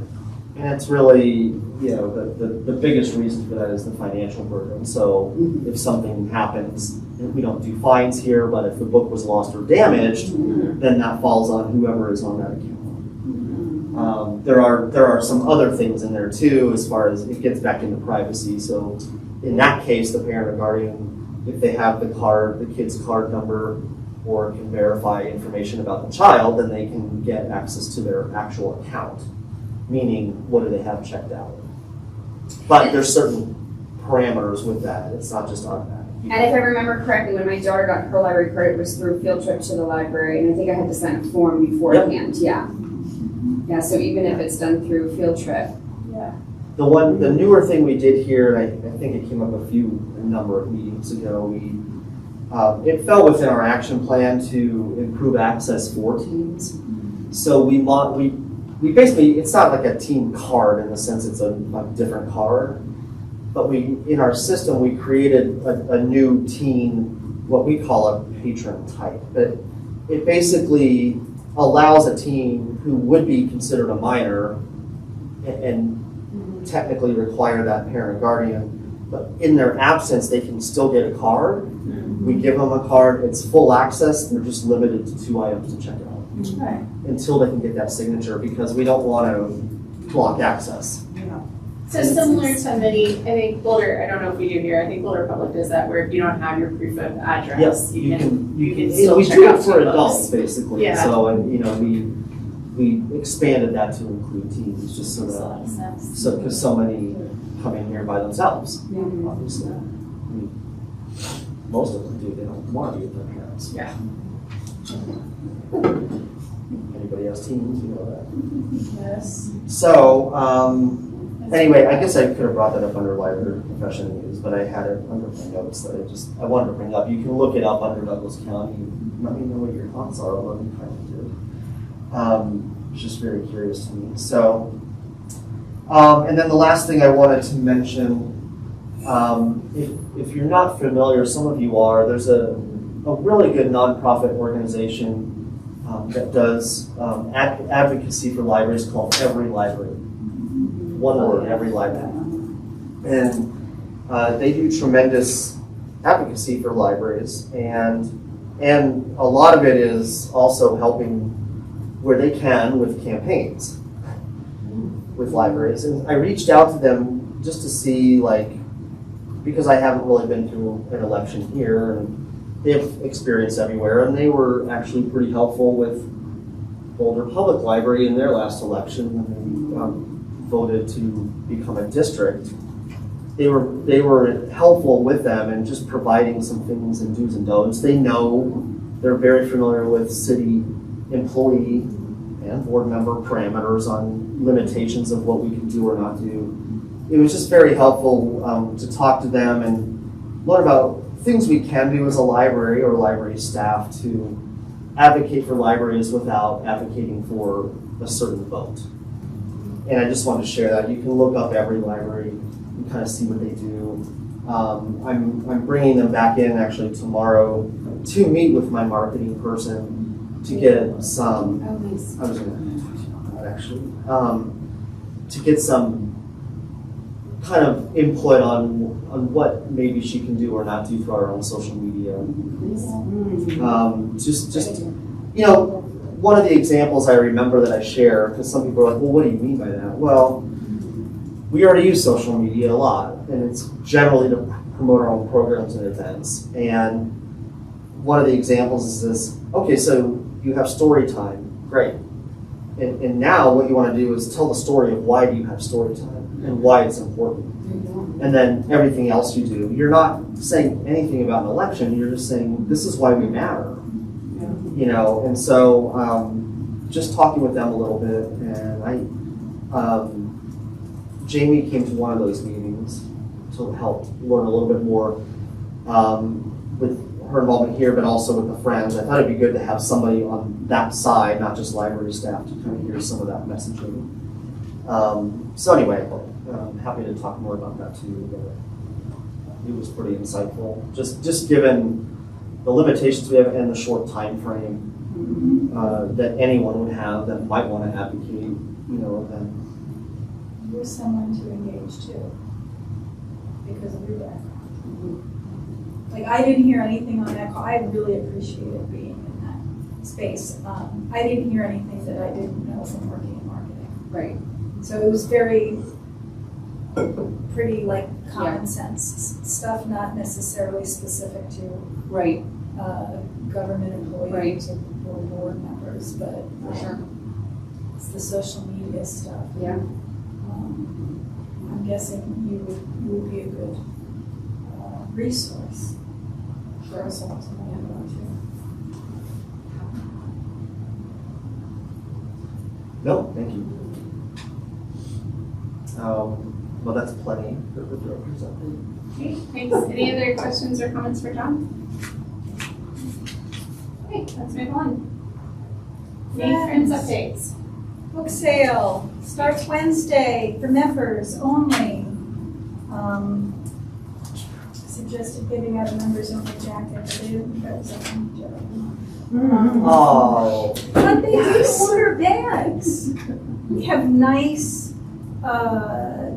paper shopping bags with a handle that will be branded with the Friends of the Library logo on them. And those will be the only bags that will count toward that $5 bag, sort of the last day of the sale, which is Saturday now. Those bags, you fill them up and they're $5 a bag. Improvement from the single Target plastic shopping bag, perhaps not as awesome as if we were able to get a fabric or, reusable bag, but we're working on it. The other thing that's just really happening with the Friends is they are very motivated and supportive of this ballot initiative, and they keep asking me what they can do and what they can't do, and I've had a lot of conversations with them in the past month. Loved getting to talk to the folks at every library because it gave me more language and kind of like some backup. We had some communications with the Friends lawyer that they retain, and unfortunately that person was not a helpful resource for navigating what Friends members could or couldn't say as part of a 501c3 organization. However, librarians know a little Googling, a little research, and you can find what you need. And so it's pretty clear that the Friends can advocate just to keep things clean and easy. We want to keep a cap on what spending they do, so that they don't draw any attention as a nonprofit. Yeah, because what is it, like 10%? Something There's like that? no specific number, but case study suggests somewhere between 5 and 10%. It can't represent a substantial portion of your expenditures. But within that, you can do a lot, especially when we're talking about functioning on a municipal level rather than, you know, a nonprofit who is a national or state. Anyway, so what I agreed to help with is talking points and kind of, you know, I've put together and run cheap or free, basically awareness, like grassroots word of mouth marketing kind of campaigns for different things. And so I said I would help with that. They kept asking if, you know, if I was going to create a whole bunch of content for them, and I'm limited in what I can do as a volunteer. But I want to make sure that what I'm showing them is, you know, above board and in line with, you know, anything that we need to be aware of. Some of the recent training I've had is that if you can arm your board with 2 concrete stats Oh, totally. and then their own story. So like the fact that the library was designed for 67,000, like make sure they have that number down pat. And like one other thing, and then their own stories. I think that one of the issues is that they are hesitant to spend money toward this. Not because they are not generous, but because they are so, they want to be so careful. Right.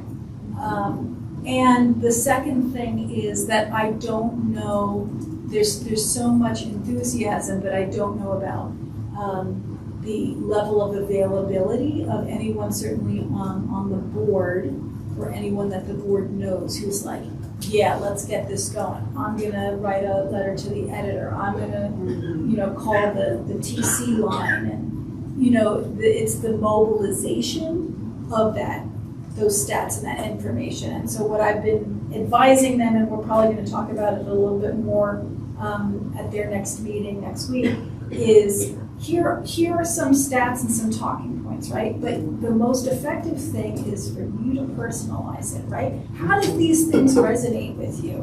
What example from your own personal experience, what story could you tell to somebody, you know,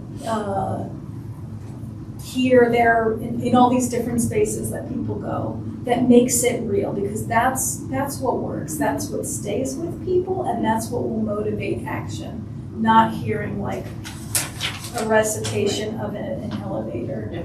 It's like, what's your personalized elevator pitch?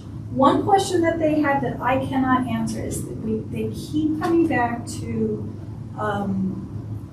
wanting to do something physically outside of the library.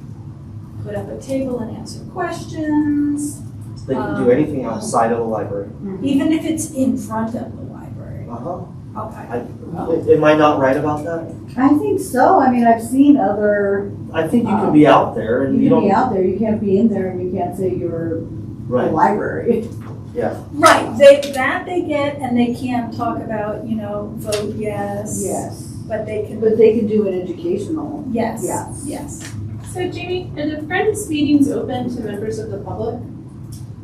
Because it sounds like they're interested in volunteers perhaps. So we have a list of 300 active members. Okay. And we have all of these people's email addresses. And one of the things that I suggested they could discuss is sending emails, either soliciting support from their member base or providing information, providing links to other resources that inform them around this ballot measure or inform them around the feasibility study or what the library really needs next. It's like they've got things just. Yeah. The reason I'm asking that is because obviously as library board members, we could not perhaps assist, but if anyone was interested in volunteering on our own time, Right. would that be an avenue that would be open? Do you? I don't. They probably just have to be invited in by the board. Yeah, I don't know that it's closed to the public. it's not I really closed, just but they probably have to be know that invited in. no one goes. Okay.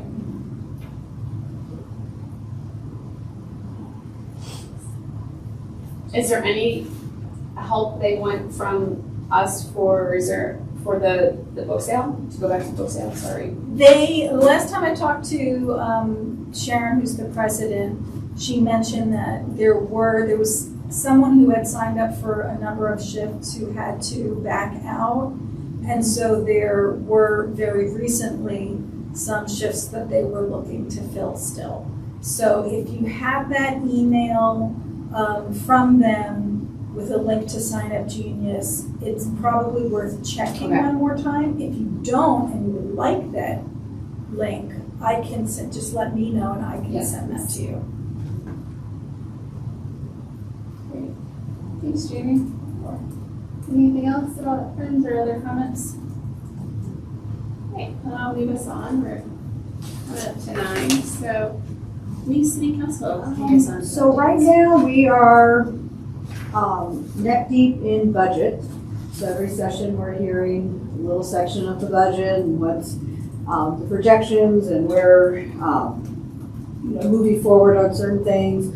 One of the things that I brought forward that I really want the something to be allocated towards is extra rangers at Lake McIntosh, or McIntosh Lake. Since COVID, people Yeah. seem to have discovered Yes. that place. The way it's designed, it's not really, you can have an entrance for people to come in and pay to come in. Otherwise, just because there's that long stretch of land that, where people park their cars and it's right to the lake. It's not even driving into a driveway, like Union. So, one of the things we're finding is people are drinking there. People are, taking out their boats, on and throwing them out on people's yards on Lakeshore Drive. I mean, it's just really, and a lot, it's, I've gone out there in my city council capacity and just kind of chatted with people. Hey, where are you from? And a lot of people that I talk to don't even live in Longmont. I mean, Oh, it's something that really? they've Wow. discovered and they come and hang out. But you're not supposed to drink the park, period. Any park. It's so just having that presence. And I don't think it's fair to put that on the residents or other people who are there to say, hey, you can't be drinking. There's a party of 30 and they've already had a few beers in them. I'm like, that's not safe. So, as I'm hearing from residents or certain things that are coming, especially, for me, my focus is Ward 3. As I'm hearing these things, I'll sit down and I'll have a chat with Harold or other department folks and then just kind of bringing that forward as we're approaching the budget. Hey, how much would it cost for this particular component, even if it's not year-round, something that summer months and high, usage on weekends, that we just have somebody allocated for that space. So that's kind of, and other council members are doing the same as well. So that's kind of the things that we're looking at. We are also going to hear about the sugar factory. We're going to get a presentation, so it sounds like there's activity happening. The properties are getting sold, to developers so they can see this come to fruition. I don't know if I ever shared with you all, so 2 years ago, we were approached by Growing Up Boulder, and they're an organization that works with youth to get them engaged into projects. I believe that they worked with our 4th graders years ago on Appleturf Park redesign. So they actually got to play a role in redesigning that park that's right next to Indian Peaks. So I worked with the developers for the sugar factory, Growing Up Boulder, our planning and zoning department, Sandy, and they introduced a design challenge to our 3rd graders at the time.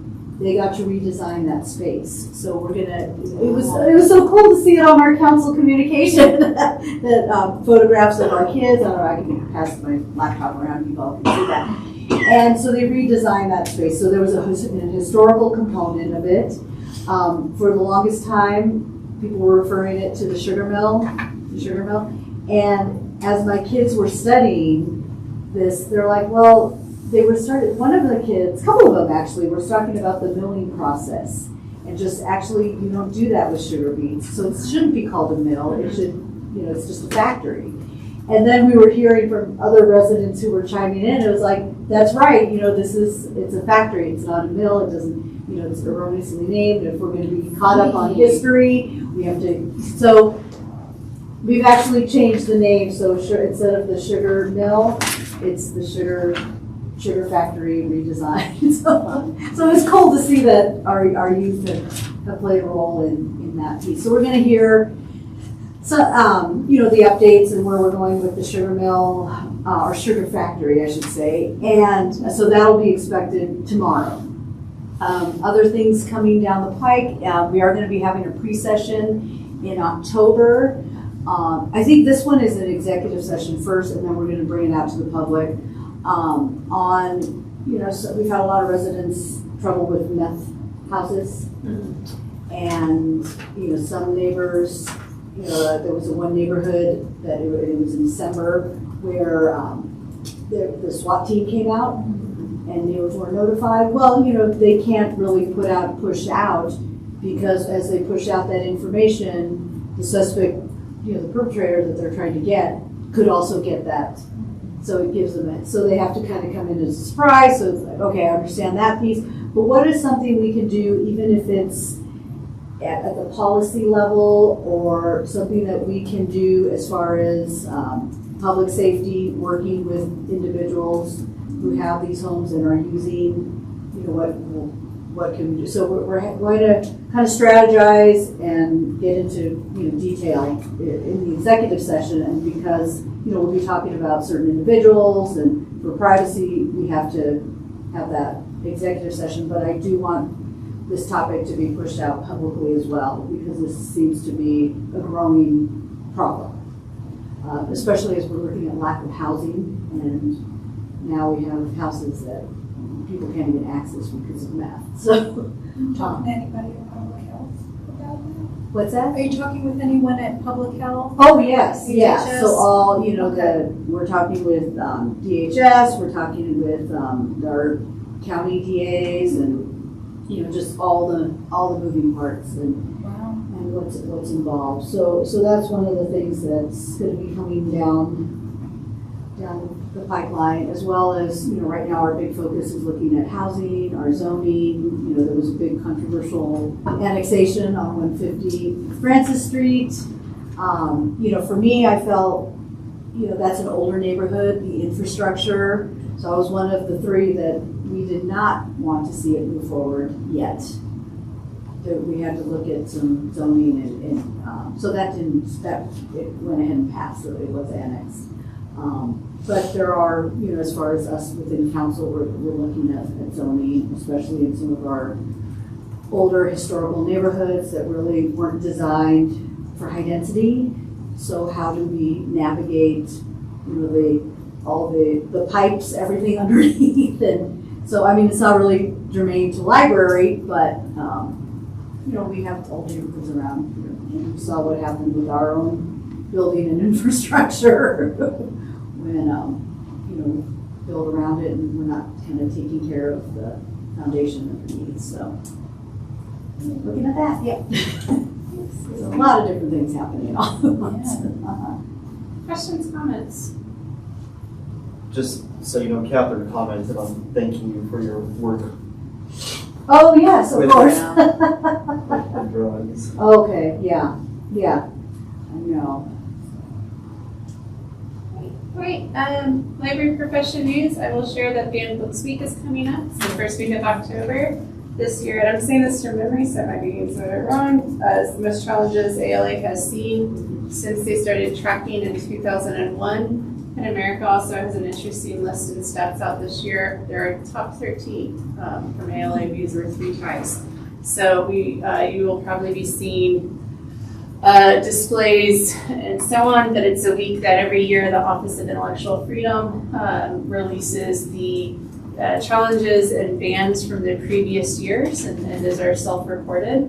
And it's just libraries, bookstores, and so on usually often celebrate the right to read during that week. So it's October, the first week of October is. I want to say the 2nd through the 7th, something like that. Yeah, we'll be doing a display or displays collaboratively between children and adults Oh, that's great. to highlight that. So there's some activity going on and planning and that. Let's see, library board comments. You know, I do have some books. These were discarded. Actually, the school district was going to throw them away. And there are some hardcover books in there. You know, we adopted a new curriculum. So these were books that I didn't quite make it out. The kids took off for the last day of school before I was able to hand them out. But there's some pretty nice books. I would be happy to donate them to the Friends of the Library if they wanted to add it to their book sale, or if anybody just wants to come and take their children, their picture books. So they're in good shape, they're in good shape. Yes, yeah, go through and grab some. So I have them right over here and I don't know if you want me to put them somewhere else. I think what we could do is if on the way out anyone wants to look through them, if you feel up to it, if not, we'll bring them back into our admin area. And if you want to look and tonight's not the night, let me know. Otherwise, I'll take them to their friends. And Yeah. Okay. Yeah. Thank you. Of course. Any other library board comments? Okay, our next meeting's October 16th. Catherine, if my memory serves me right, you won't be able to join us on that one.